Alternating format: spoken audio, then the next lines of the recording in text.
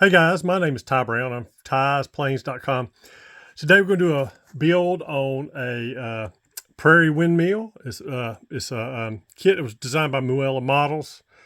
Uh, anyway, it is a resin kit. I'm going to show you how it's put together. There are instructions with it, but I always think it's easier to just do a video. Kind of answers most of the questions. You can see what you're doing instead of trying to read it on a piece of paper. So what I'm gonna do is I'm gonna get things together and we'll continue in a moment.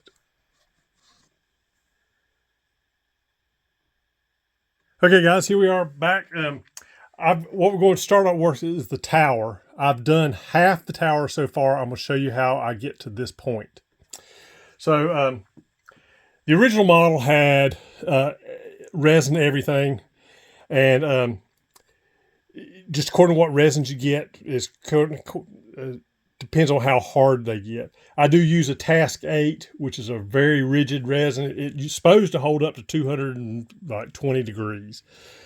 Big flat surfaces, I found out they can still warp a little bit if they're not supported. So what I've decided to do is I'm going to go with cedar as far as the main legs. The cross sections will never bend on this, but I wanted to give you something good and rigid. And so I went with cedar. These will be hand cut cedar legs on this. Be great for indoors. It should be okay for outdoor. Because once you get it all done, you're going to paint it anyway. All your resin parts, before you ever start on the kit, you need to wash it all because there may be some mold release on it and everything. What I do is I generally get it together and I wash the whole kit, set aside to dry. Okay, so the very first thing we're going to do, this sheet of paper will be provided in the instructions. And the original one did not have instructions. Or did not have a sheet like this. And what this does, it just kind of sets you up on a jig how to start this. And it's more or less a reference. So I'm going to provide legs that are longer. They're supposed to be 12 inches. They're probably about 14 here. I probably put 13 in the kits. Anyway, so the very first thing I do is I kind of set this up. I put the paper down. I put wax paper over it so we don't stick to anything. The very first part is there's a 3-inch by quarter piece, and there's a place on top of the paper where you can see where it's mounted. You need to mark the center of it and make sure it's on that center line. And so what we're going to do is take these two stringers here, and we're going to lay them in place. And if you get I use a piece of plywood, and you can use pins to hold them in place. But what I'm doing is I'm trying to get this angle at the top on the braces themselves. So I put the 3-inch piece in, and then I take another piece of wood and I just lay it across here, straight across the bottom, hold it in place, and then I mark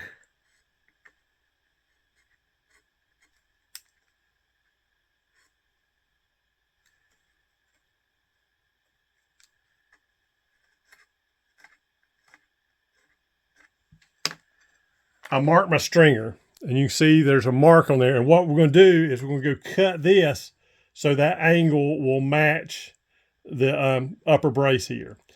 So I'm going to go in there, I'm going to cut this at that angle, and then I'm going to measure from that top corner down 12 inches, and I'm going to cut this off. So let me go get those parts cut, and then I'll be right back.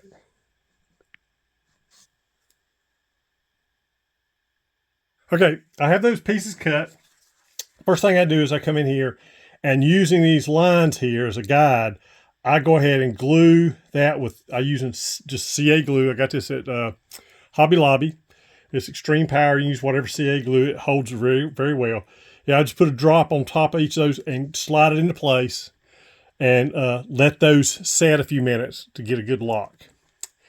I take my resin piece here. This is the side of the tower you're going to work with. It's the piece that's got the long piece that's unsupported. All right.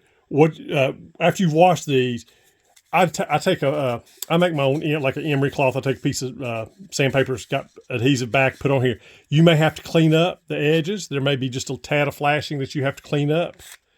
That's not unusual for resin kits, but just just cut your edges off. I go at a slight angle along the back. It's where this part was not in the mold, so we're just gonna clean it up all the way around. But so this piece here, this top corner goes to the even with the outside edge of this top brace. So we're gonna lay it in here and get it even at the top and at the top and this outside edge. And then what we're going to do is line this up down the edge of this stringer here. The top should be right on, and then you can take and move this leg to wherever it'll match on the ends here. So I just want to pull that to the edge, hold that, pull that to the edge, and make sure it all fits up appropriately.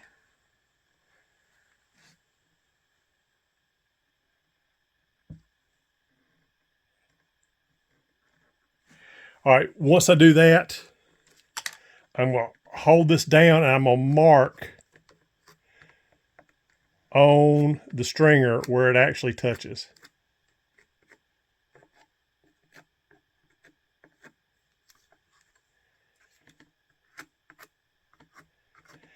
And you want these to be flush with the edges of this stringer, because this side brace is going to overlap. And so it's going to overlap. And when you build this other side tower, the tower's going to come here. It's going to touch the ends of these. All right. So what I'm going to do is I'm going to go and I'm going to get this straightened up. There's two bolts in the middle. You can kind of test, see where that middle line is to make sure you're kind of square. I'm going to get this glued in place and then we'll continue. Okay, I got the piece done. And what we're going to do is we're going to take the cross piece and we're going to glue it to the sides. So I can't see that. So these boards here are going to overlap on the edges. They're going to come flush with them out there on the edge. So what we're going to do is we'll make sure we do all this on the correct side. Let's see here. So this one's on this side. So I do this side here. So the way I do this, I lay this flat down. That's the boards to the outside or to the bottom. We're going to take this piece here. It's already sanded. It's already cleaned. It's all the flashing's off. And we're going to take and lay it on the table flat here. We're going to take a straight edge here, and flush this up with the bottom. Once it's with the bottom,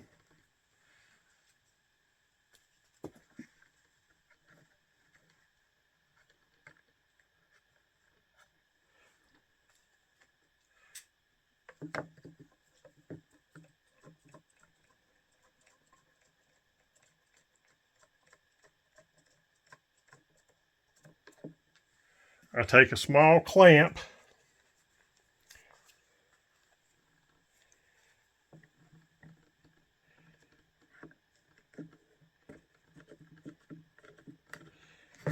and I clamp this to the piece here.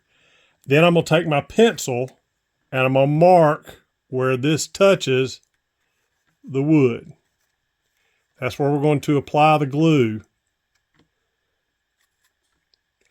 So we'll end up with these actually flush with the outside edge. Oops.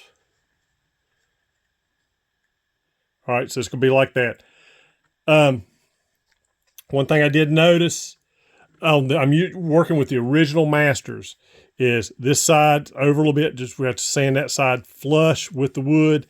And then if that bothers you there, you're just going to have to add a tad piece of wood to pull it in. Or you might, or actually you can pull it into place. You just have to clamp, well, I'm sorry, I dropped it. You just have to pull it into place. All right, let me get this set up and get ready to glue.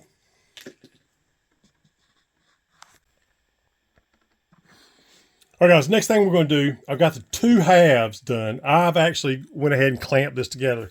So what your goal here is to make sure that these end pieces match up. You want them flush across here and try the best to get them flush across the top. And you really do need a handful of small clamps to do this with. Now this has not been glued yet. I'm just going through and clamping everything just to make sure I got a good close fit. So what I'm going to do is I'm going to pull these. I'm going to mark where my glue. Well, I know where my glue is going to go. You really do need cross clamps for the middle because that's a long span. You can't get clamps in easily. So these longer clamps work better. And you can just barely snug it, and then you can just take your finger and even everything up before the glue sets. Like I said, I'm using CA glue on this. Earlier I was trying to rush things and I didn't let the CA glue set. So I'm having to let it set about 15 minutes to make sure I get a good hold. If you like, especially if you put too much. Another good thing to do is if you're using CA glue, keep you some Q-tips on hand. So when you put the glue, if any squeezes out, you just wipe it up. It soaks up in this and you just throw these away. So what I'm going to do is I'm going to get this glued together and then we'll move along from there.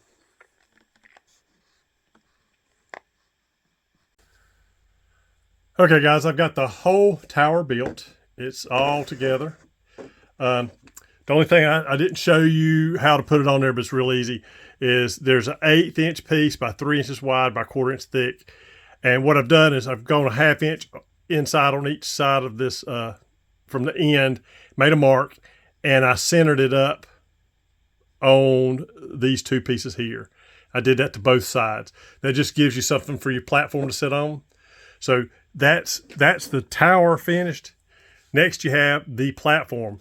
It's a different color because I'm trying out some different resins. But anyway, it has a hole in the middle.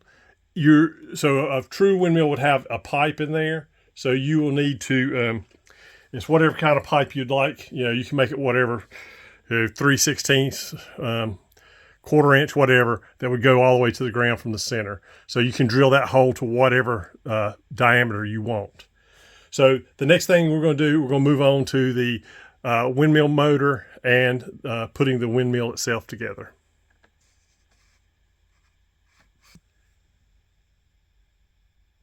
Okay, guys, the next thing we're going to do is we're going to work on the fan and fan blades itself. So when the original kit came out, it had a singular cast piece. And I tried to go about casting it. I had the master, tried to go about casting, and I got about 4 of these that were decent before the mold become unusable. And even in the instructions, it tells you got to clean up all this flashing on the back, which is just, I mean, it's just horrible to sit around and clean all this off around the whole fan blade. So I've come up with a new way to do it. What you get is, originally, you get a piece like this. This is the main part of the blade housing. It has grooves cast into it. This is so simple. You'll have pre-cut blades, and all you have to do is come in here, and they're tight enough. I made the tolerances tight enough where these will stick into place.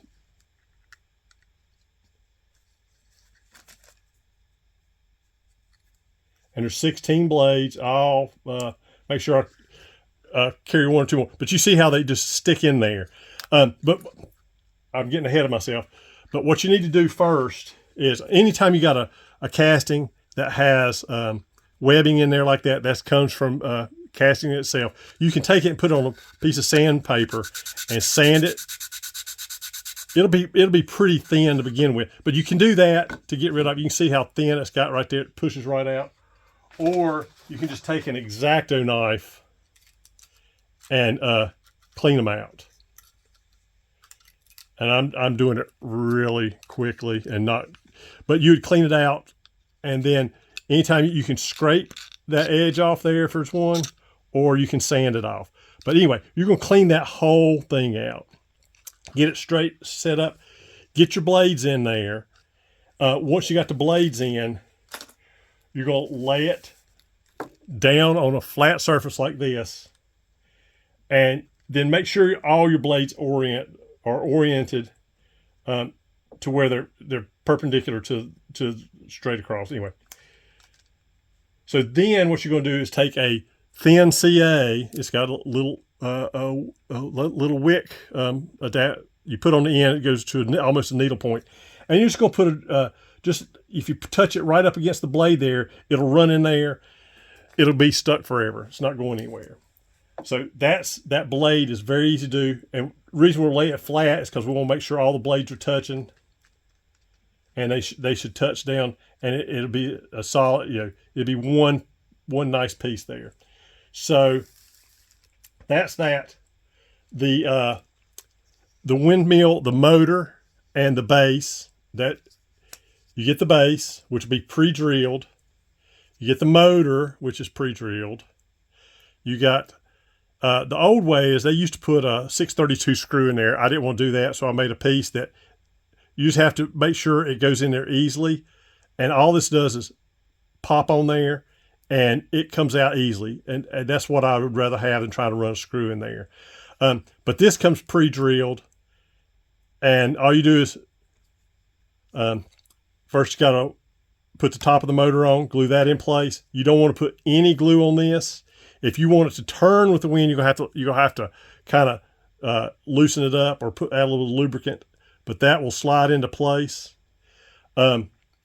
Once your fan, okay, let's not put the fan on yet. So that's all put together. This would glue to the middle of the platform. All right, the next thing you have is the blade that goes on the back. So what we're going to do, there's some castings there that shows the hold down bolts. Those go down. And what I've done is took a 90-degree angle, and I come across here and I just put me some reference lines to give me a 90-degree line to this here. So all we're going to do is take this. I come back from that brace right there, 1/4 inch, made a mark. And what we're going to do is we're going to glue this to the vane itself, just like that. That'll go on there. And then this is glued, the back of the motor here. You can see the 2 slots. This is glued in there. And I haven't got glued yet, but it'll set just like that. And once you do that, like I said, you got to glue that down. This is your motor. Your blades. Try and pick them up. I tore one out. Get that in there.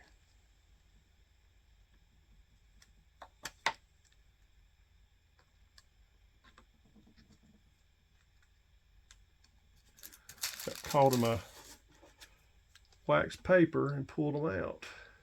So I do not have these glued yet.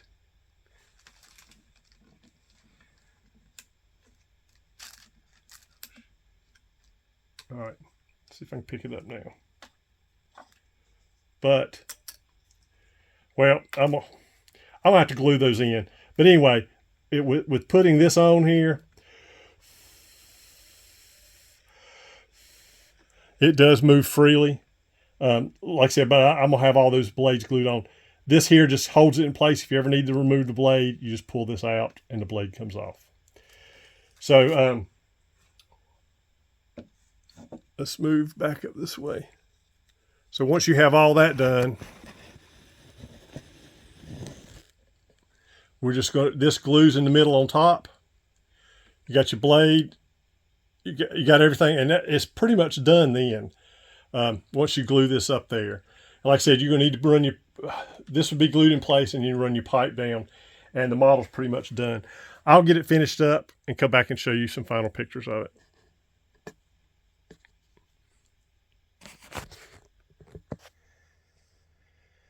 Okay, guys, here is a look at the completed model. I do not have it painted. You can tell I don't have it painted yet.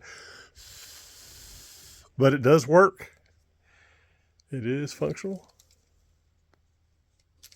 All you need is the pipe down the middle into the ground, which would be for your pumping your well water. Anyway, this is the first kit of where he worked. The next one's going to be the Prairie water tank that would go with this, or go along with it. All right. Hope you've enjoyed the build. If you have any questions, you can always email me at tiesplains.com. Hope you have a good day.